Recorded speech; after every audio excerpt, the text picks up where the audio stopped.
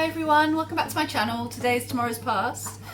So I've decided to have a go at cooking some very old recipes, medieval times from like 14th, 15th, 16th century.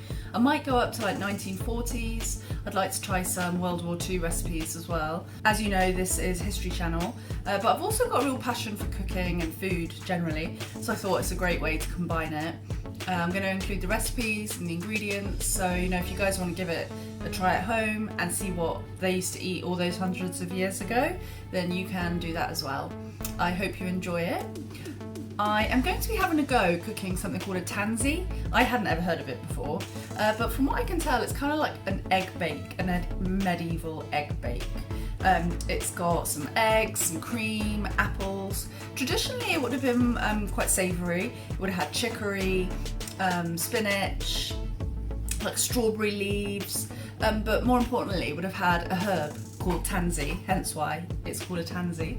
Tansey is still a herb you can get today. It grows wild, and hundreds of years ago, before they were could get herbs we're used to today, so sage, rosemary, that kind of thing, they used to use this wild herb. It's actually poisonous if picked at the wrong time of year, if consumed in too high quantity, if you eat the wrong part of the plant, and it's really bitter. So frankly, it doesn't sound like the nicest of herbs, but still, they used it in their cooking. It was the dish would have been made a lot around Easter. It would have become synonymous with Easter. One because the tansey plant was much less poisonous around March, April time, and also because it uses a lot of eggs. It would have been a good dish to use up any excess eggs that you had before Lent, if you were giving eggs up for Lent. But it was a very popular dish. Like I say, it was from the 14th, 15th, 16th, 17th century. In fact, the earliest that I've heard it mentioned or read about it being mentioned was in the 15th century. So guys, let me know if you've heard of it earlier.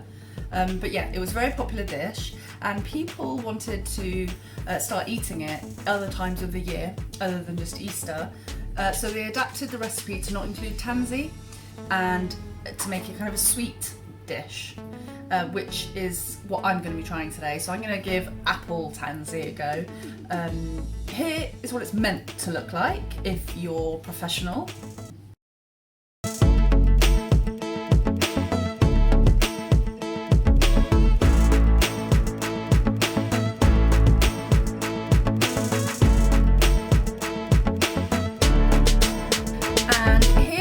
The recipe. So as you can see, we've got some apples which we're going to just thinly slice, peel and thinly slice them.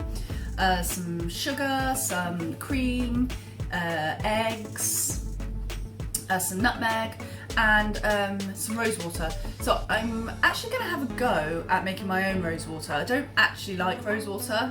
I don't like the perfume flavour, but I'm keeping it traditional so that you guys at home can see what the recipe is like and how it tastes, or how I think it tastes. To keep it really traditional, I'm going to have a go at making my own rose water, because you know, they wouldn't have been able to pop to the supermarket to get their rose water. So yeah, we're going to give that a go. And yeah, here we go, let's do it. Okay, so for the rose water, I've literally just got a glass bowl of lukewarm water. I'm going to get my pretty rose petals that I picked from the garden earlier, and do you know what, they already smell so yum. I wish you could smell it, but they're really nice. So I'm just going to shove them all in there, and then just give it a whiz around just to get rid of any bits of dirt, any little bugs that are trying to play stowaway. Give them a good swish around, rinse them off. You don't need to dry them or anything. Rinse them off, and then we're going to give them a cook in some water. Okay, get your little pan on the stove and fill it with, I don't know, probably like 3 tablespoons of water, not much. And then put it on a medium heat and let it simmer.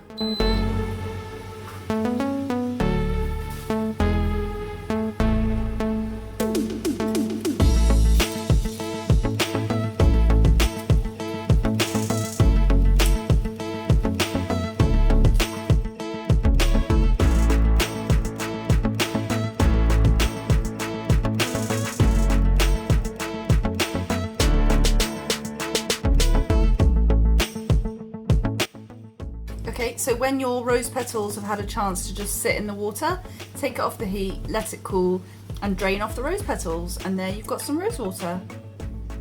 So next what we need to do is take our peeled cored apple and just cut it into nice little slivers, like so. When you've sliced all 3 apples, you want to put them on a medium heat on the hob with a knob of butter and just get them nicely glazed. Cook them for about 5 minutes until they start to soften, and then we're ready for the next step. Okay, so while the apples are cooking, I'm gonna do the egg mix. So first of all, I want to get 4 eggs into a bowl. 1, 2,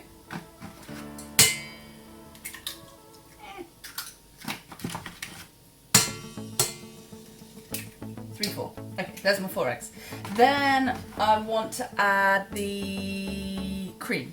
So 2 tablespoons of cream. 1 tablespoon, 2 tablespoons.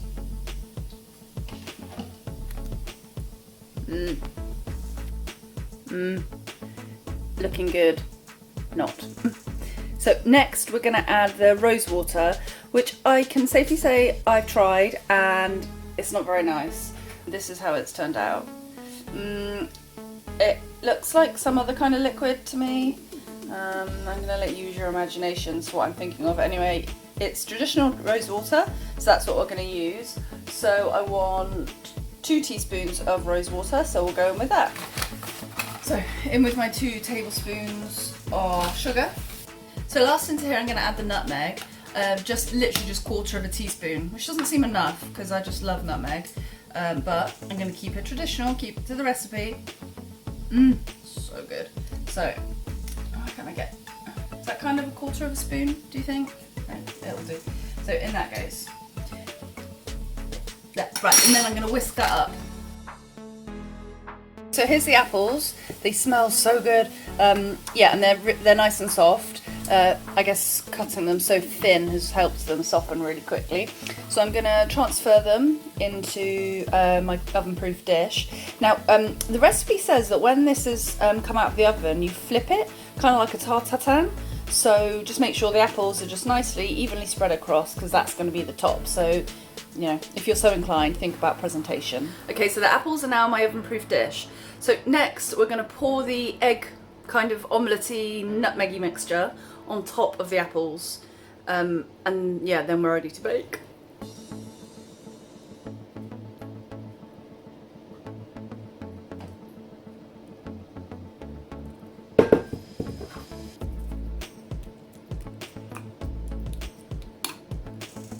I'm just pushing the apples kind of into the egg mixture. I don't know if that's the right thing to do, but there we go. Okay, so next it's time to put it in the oven, and this is where I'm slightly unsure what to do, because obviously this is a 17th century recipe, so it doesn't have, you know, set your oven to 180 degrees. It just says put it in the skillet. So I'm gonna just do like a medium heat, like 170 centigrade. And the other thing is it says cook it for 3 to 4 minutes. 4 minutes. That can't be right. Maybe the oven needs to be hotter. I don't know. I'm going to put the oven hotter and put it in for 5 minutes, and then I guess see what it's like, because you're supposed to be able to turn it out and then cut a slice. So it needs to be thick, I guess, kind of like a quiche, like a sweet quiche. Yeah, anyway, here goes. I'll see you on the other side when it's out of the oven. Good luck, Tansey! So the apple tansy's out of the oven. In the end it had about 15 minutes on about 170 centigrade, and it looks pretty good. It's solid. Looks a little bit strange, like an apple omelette, but we'll see how it goes. So to turn it out, I'm just going to get a knife and run it around the edge, just to loosen it up, because it looks pretty stuck to the oven dish. I'm not sure it's going to turn out. Then get the plate, pop it on top, and flip it. And let's see if it wants to come out. Okay, the answer is no, it doesn't want to come out. That's fine.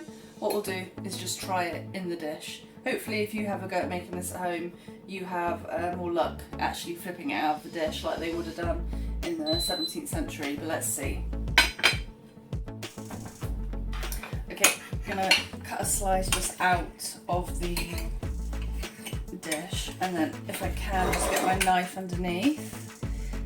I've got to be honest with you guys, it doesn't look that appetizing, but you know, maybe it's gonna taste amazing, and it's a little taste of the 17th century and earlier, so let's give it a taste. Okay, here we go with our first ever apple tansy. I'm gonna get a nice big mouthful of some egg, some of the nutmeg. Okay, I'm going in.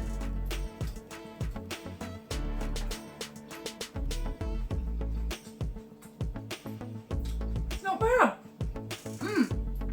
Pretty good. It's like an appley custard tart. I'm not sure how the savoury one would be with the herbs and everything. But you know what, I'm going to be doing one of these videos once a week, so maybe I'll try that one another week. Subscribe, then you can check out my new cooking videos once a week, and yeah. Bye!